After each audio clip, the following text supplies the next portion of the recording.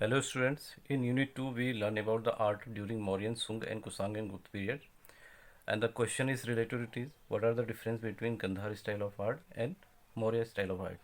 So types of art are going on.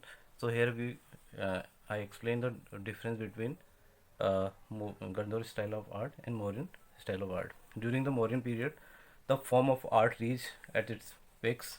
Most of the depictions were made on wall of the rock cut caves and were the engraved और painted with different colours, जिसमें कुछ paintings बनी, कुछ उन्होंने sculptures बनाए जो गुफाओं के अंदर बने.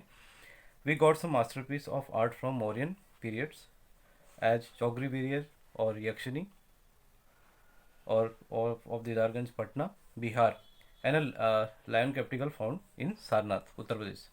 सारनाथ में हमें मिले और एक आपके हमें पटना में मिले. ठीक है, और ये सारनाथ जो है उत्तर प्रदेश में. Both are well polished and finish sculptures of this period. Some of the sculptures have been found which belong to Sung dynasty, but those are not so popular. The most popular form of art we got from Kusang and later on Gupta period. जो सुंग dynasty में थे वो उतने ज़्यादा popular नहीं थे. बाकी जो आगे हमें जो पॉपुलर स्कल्पचर जो उनके मिले वो कुसांग पीरियड के और लेटर हमें गुप्त पीरियड जो उसमें जो बने वो हमें मिले. So here in Kusang dynasty, two schools of art has been developed. One in Gandhar near Peshawar, first capital city of Kusang that called Gandhar School of Art. जो पहला स्कूल था गंधर्व स्कूल ऑफ आर्ट था. In this school the sculptures of Buddha and Bodhisattva were made in granite. Granite के बने हुए थे और वो जो बने हुए थे in Roman style of art, Roman style में बने हुए थे जो गंधार में बने थे. On the basis of Indian theme, जो उनकी थीम थी इंडियन थी, बट सराउंडेड मथुरा, जो दूसरे है मथुरा में जो बने थे. The second capital of Kushan. The sculptures were engraved on easily available red sandstone and the Hindu deities और जैनी द्वारा बने हुए थे. और उनको क्यों इजीली वहाँ पर रेड सैंडस्टोन अवेलेबल था तो उन्होंने उससे बनाए हुए थे. Tirthankars and Buddha sculptures were made here in great numbers on the basis of local tradition. It is known as Mathura school of art और इंडियन स्कूल ऑफ आर्ट. तो डिफरेंस उनके मेकिंग में है, क्या डिफरेंस है. Here we are having another question. What are the characteristic of Ajanta art? Ajanta art के characteristic क्या है. First one is liner beauty. Second one is bhava, the expression of sentiments. Third है symbolic paintings, क्या वो symbols करते थे. Fourth one is continuous narration like a story, जितने भी वो पेंटिंग्स बनाते थे उसको स्टोरी में शो करते थे. Have we come to liner beauty. The line drawing of Ajanta in the most important aspect of painting expression of emotion through the lines is the speciality of Ajanta art. उनकी lines जो थी with full of expression, वो speciality थी Ajanta art की. The lines are powerful and flexible in nature. The lines are thick, forceful, full of energy at one place, then thin and rhythmic at the other according to the requirement on pressure applied on the brush and created the desired effect. Pressure जो हम brush पे pressure देते हैं उससे effect जो थे, कहीं पर वो थिन थी, कहीं पर ब्रॉड होते हुए जो इफेक्ट उन्होंने दिए थे अपने ब्रश के इफेक्ट से, तो उनकी लाइनर ब्यूटी को वो शो करता था. The body colour was merge with outer line creating an effect of volume. The shade of line also vary from Indian red, dark brown and black. वो जो शेड्स उन्होंने अपने लाइन्स में दिया था वेरी करता था. स्टार्ट होता था आपके red to dark brown, then after it they are using black over it. Second one is bhava, the expression of sentiment. The expression of bhava और mood is the very very soul of Ajanta art. For example the Gaja Jataka stories जो थी उसमें the expression of feelings by animal has been depicted in the affectionate union of elements. इसमें elephants के figures बनाए हुए थे, उसमें उन सारी फीलिंग्स को उन्होंने शो किया था. अदर ह्यूमन इमोशंस लाइक, जितने इमोशंस उन्होंने अपनी लाइन्स में उन्होंने शो करे, साइनस, fear, sorrow, compassion, peace, merriment, humour, friendship, anger, hate, sin, beauty, worship, request, and restlessness have been very successfully depicted in Ajanta art. Third one is symbolic painting. Elephant, lotus, zebras, and wild animals, wild apples have been painted in the symbol of well-being. जितनी paintings Ajanta की बनी हुई है, background में elephants बने हुए, lotus बने हुए हैं, क्रीपर्स बनी हुई हैं और वाइट एप्पल्स बने हुए हैं, वो they are use as a symbol of well-beings. It is believed that Lord Buddha was an elephant in one of his past lives, as described in Jataka story. Jataka stories में से क्या है कि लॉर्ड बुद्धा जो थे अपनी पास्ट लाइफ में एक एलिफेंट थे, उसको जो एलिफेंट इन्होंने बनाए हुए पेंटिंग थे तो एज ए सिंबॉलिक वे में उनको डिस्क्राइब किया हुआ है. नेक्स्ट है कंटिन्यूस नरेशन लाइक स्टोरी. जितनी भी पेंटिंग बनी हुई है वो स्टोरी में बनी हुई है. Most of this masterpiece appears to be a part of continuous sequence of event. Event by event story चल रही है, उन सीक्वेंस में उस पेंटिंग को बनाया हुआ है. Where story continuous in episode in wall of this caves. और ये जो स्टोरीज हैं वो एक वन एपिसोड सेकेंड एपिसोड ऐसे कंटिन्यू एक पैटर्न में बनाई हुई हैं वॉल पे. The fifth one is main figure larger than life for the sake of dominance and emphasis. I told you before एक another effect आप आर्ट में आपको जो आपका मेन वॉल्यूम होता है, मेन जिसको आप दिखाना चाहते हो उसको आप ब्रॉड या आपको हाईलाइट करके जब दिखाते हो तो उससे वो इफेक्ट आता है. The artist of Ajanta have increase the size of their main character Buddha in various scene. Example, the mother and child before the Buddha. In cave number 17, Buddha is shown 5 times bigger than the normal figure. जो केव number 17 में जो figure बना हुआ है उसमें 5 time bigger than the normal figure. Other जो figure है वो नॉर्मल साइज में, लेकिन बुद्धा को उन्होंने बड़ा दिखाया हुआ है उसमें. 6 one is decoration of ceiling. The ceilings of Ajanta caves are also very beautiful decorated. Animals, birds, lotus, god and goddesses have been use in the lively decoration. इन्होंने लाइवली डेकोरेशन में पूरी जो सीलिंग्स की है वो डेकोरेट की है. Seventh one is variety of life. Divine and physical, royal to rough, all the lifes of society have been nicely depicted. Divine life जो स्पिरिचुअल उन्होंने दिखाया हुआ है, फिजिकल जो रियल आपकी लाइफ चलती है, रॉयल जो राजसी हैं, किंग हैं, उनकी जो रॉयल जो लाइफ जीते हैं, यानी जो पुअर हैं उनकी लाइफ, सबको इन्होंने अपनी पेंटिंग में डिपिक्ट किया हुआ है. Hair styles. Ajanta painting show a great variety in hair styles from simple to most sophisticated. Hair style बहुत सिंपल भी है, सोफिस्टिकेटेड भी है. Battle scene. Crude battle scene have been depicted with different war mood.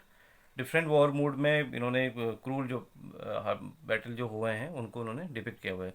So here these are our characteristic of Ajanta art. Here another question is, describe the theme of Ajanta painting. The theme of Ajanta painting is related to Buddhism. Ajanta is the most famous UNESCO World Heritage. It is site and it is protected by Archaeological Survey of India, where 30 caves have been discovered. Lord Buddha, Bodhisattva and Jataka tales. I told you before that Jataka stories are printed there. उसमें stories हैं, sequence में जो stories चलती हैं वो episode by episode उन्होंने बनाई हुई हैं.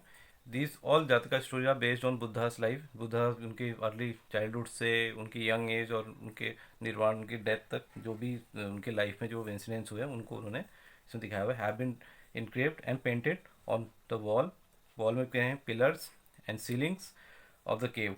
These cave had been constructed during 2nd century BC to 5th century AD, which are characterized as, and these caves are characterized in Chaitiyas and Viharas. Then in Chaitiyas, cave number 9, 10, 19, 26 and 29 are there, and Viharas, rest of all the caves are in Viharas. Here these are the themes of Ajanta paintings. Here you are having another question is, what is Mara Vijay? Describe composition arrangement of relief. ये है जो stories, जहाँ तक stories है उसमें का composition sculptures है. ये वॉल पे बना हुआ है. तो इसमें उनके पूरी स्टोरी गौतम बुद्ध को सेंटर में दिखाया हुआ है. तो वही डिस्क्रिप्शन है, आपको क्या अरेंजमेंट इसमें दिया है. नेम्स का मारा विजय, अजंता की केव नंबर 26 में है. Place Ajanta Maharashtra. Medium it is stone relief sculpture, rock cut, पत्थर को काट के बनाया हुआ है. और now it is in collection of archaeologic survey of India. और आर्टिस्ट अननोन है इसका, और सीधा है इसका 15th सेंचुरी एडी में ये बना हुआ है. तो this is the only sculpture based on जातका tales. It is engraved on right wall of Ajanta cave, cave number 26. In this sculpture panel, Lord Buddha is seated, has been shown in seated in ध्यान मुद्रा. ध्यान मुद्रा में इनको देखो दिखाया गया हुआ under a bodhi tree, bodhisattva tree. Mara, a demon also been shown in riding his elephant is Geet Mekhla to attack Buddha with tenfold army.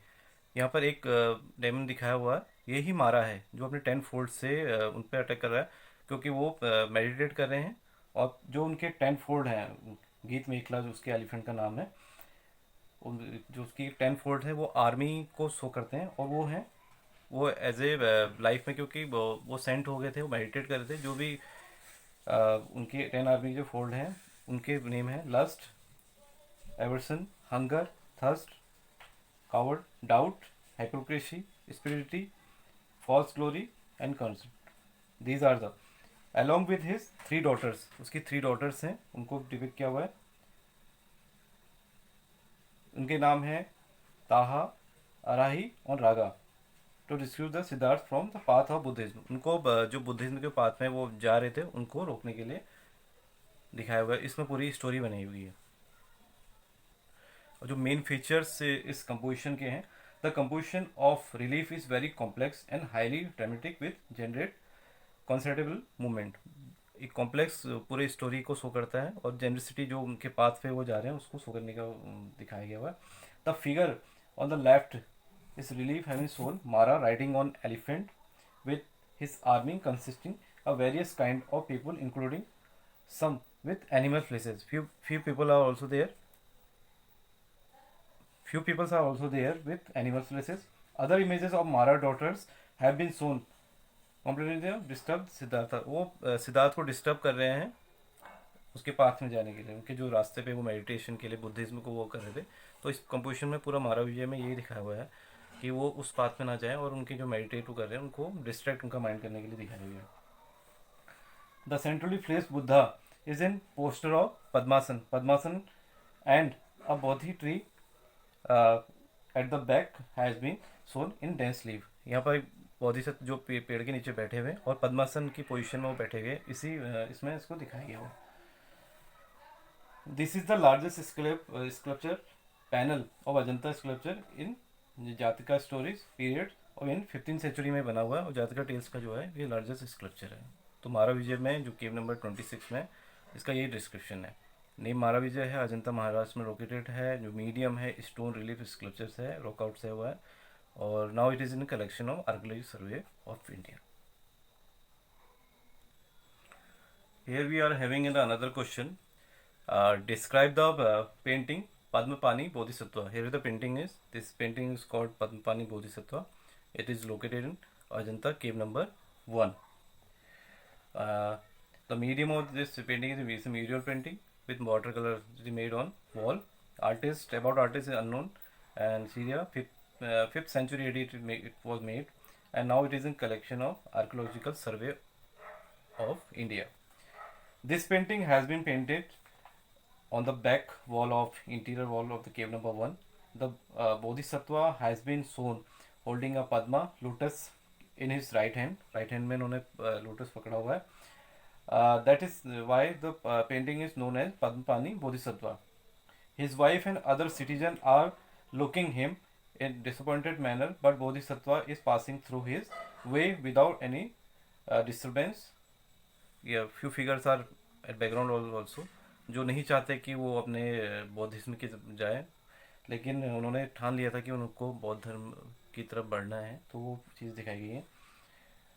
Few monkey figures are also there, जो Mara army के members थे, जो मैंने अभी उसमें दिखा, जो distract कर रहे थे उनके माइंड को, उसको डिपेक्ट कर रहे थे सिम्बॉलिक वे में. Trying to receive the Siddhartha from the path of Buddhism. वो भी उनके जो बुद्धिज्म का पाथ है उनको डिस्ट्रैक्ट करने की कोशिश कर रहे हैं. जो पेंटिंग में कुछ फिगर मंकीज के भी बने हुए हैं. Here we discuss about the main features of this painting. He has a large shoulder which having heaviness and 3 veins. The body creating movement in this picture. Heavy shoulders बनाए हुए और bend किए हुए हैं, जो एक उसके बॉडी को जो मूवमेंट शो करते हैं. Outlines are merged with the body volume which creates sharpness and the dimension. जो लाइंस है वो कलर है जो मर्ज हैं, जो लाइंस को सॉफ्टनेस करती है, मर्ज करते हैं, वॉल्यूम क्रिएट करते हैं इस पेंटिंग में, उनके फिगर में. The Bodhisattva is wearing a big around crown on his head. His head is slightly bend to the left. एक क्राउन उन्होंने पहना हुआ है और स्लाइटली क्या है, लेफ्ट की तरफ बेंड है. The eyes are half closed and are slightly elongated. Elongated eyes हैं और आधी खुली हुई है. The nose is sharp and straight. The body colour is natural. जो नोज है शार्प है और बॉडी कलर जो है उनका नेचुरल है.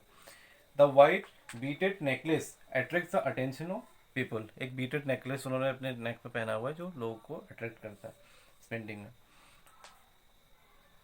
Eight the place of armlet ribbons has been tied with special manners. या रिबन्स बते हुए हैं, उनको स्पेशल मैनर में दिखाया हुआ है. Light red, brown, green and blue colours are basically used in this painting. Each and every part of his body is giving us equal attention. जितने फिगर जो बनाया हुआ है उनके उनकी पार्ट को पूरा इक्वल अटेंशन दिए हुए है. नेकलेस है, आर्टलेट में ये रिबन्स बने हुए हैं, लोटस है, उनका बैंड किया हुआ उनका क्राउन है, वो बैंड है लेफ्ट को. तो पूरा बॉडी पोस्चर को पूरा अटेंशन दिया हुआ है जब उन्होंने कलरिंग करी हुई है. Here we learn about this painting. So this painting is Padmapani Bodhisattva because he carrying a lotus. That's why this painting is called Padmapani Bodhisattva. It is in cave 1. Now it is in collection of Archaeological Survey of India. और cave 1 में ये mural बना हुआ है इसका. Okay, thank you.